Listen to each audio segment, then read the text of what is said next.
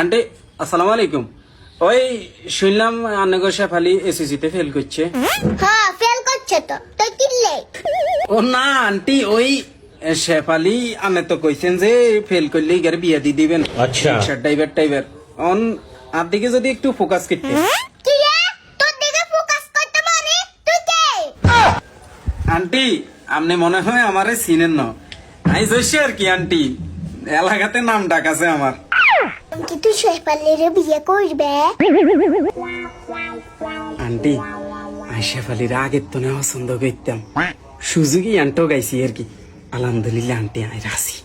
বাবা তুই কি কাম করো? শেফালির খাবাইবা কেমনে? ওই আন্টি নাম ডাক আছে এলাকাতে, দুই চার গারে এমনি দৌড়লে টিয়া ইয়ে পকেটে। হারামজাদা